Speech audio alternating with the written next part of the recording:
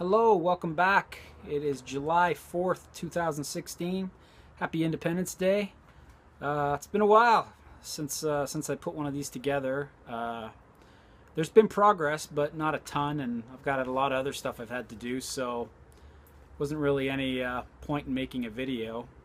The last one went up on April 22nd. Pretty gross.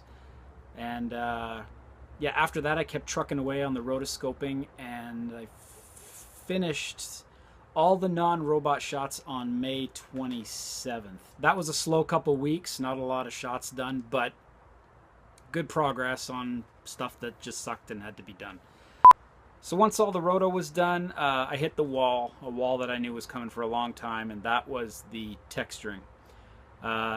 And I just had to bite the bullet. There were no shots done, no progress, but it had to be done. So I spent about 3 weeks doing Mari training every night, just going down, following along with tutorials. I worked my way through 3 tutorials on Digital Tutors, or a plural site.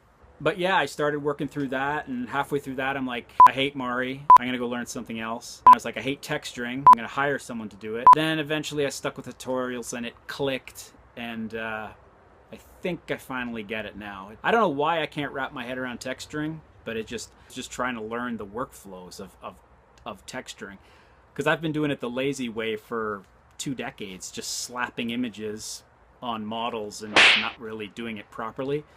So it wasn't even a matter of learning how to push the buttons, it was a matter of learning how to, like, why you're pushing this button. Well, that took some time for me to get, but I think I get it. So I spent a few weeks getting him ready for texturing, and the more I learned about texturing, the more I realized how bad I had set the model up for texturing, which led to some more sad realizations. And but I couldn't really do anything about that then, because I had to go on a vacation. I had to go down to San Francisco for a week for work. I decided that me and Rach should get away because I had some days and we'd never gone anywhere. So we hopped on a plane and we went down to San Francisco, and it was awesome. We left the kids here and we got to see the Yoda fountain. We got to see Endor. We got to see the massive, monstrous, mutant West Coast seagulls. We kind of got to see the Golden Gate Bridge.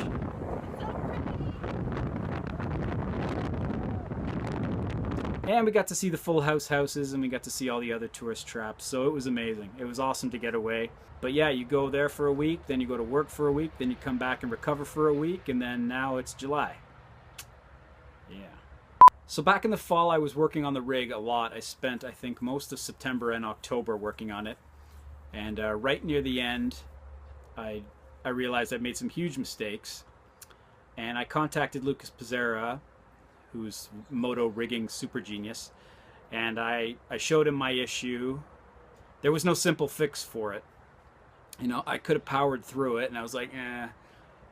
Yeah, at the time, I'd been looking at it for so long, I'm like, I'll just deal with it later. And that's when I started learning Nuke and starting compositing some shots.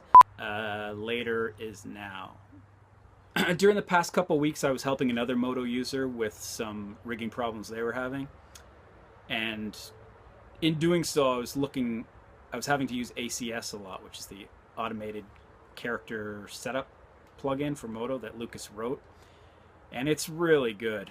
It's really good. Initially, I wasn't going to use it because my robot had kind of different proportions, and ACS is used for mostly humanoid characters. But then there's so much other functionality inside of ACS, like pose mirroring and a pose library, and I got a lot of shots to do.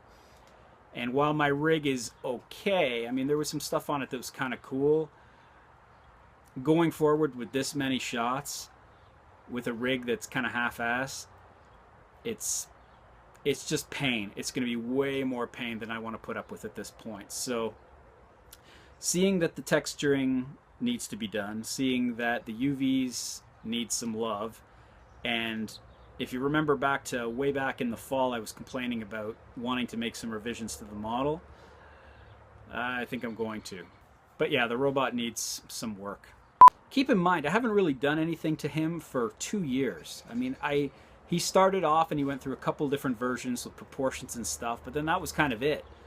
I mean, when you come back to something after a couple months, there's things you hate about it. So imagine coming back to it after a couple years. And that's the one thing I've learned on this project, is coming back with fresh eyes usually makes the things better, you know. So I mean, the whole dream of having this thing done in 10 minutes, that's long gone. So I don't mind it's going to take me some more time. I'd rather go forward with a good rig and some nice textures. That said, I would like to finish this year. I've decided to make July Robot Month, and I've given myself a deadline that I will absolutely hit. It'll be the first deadline that I've hit in this whole show. July 29th, the robot will be textured and rigged and ready to go for animation, which will be the rest of the summer and into the fall,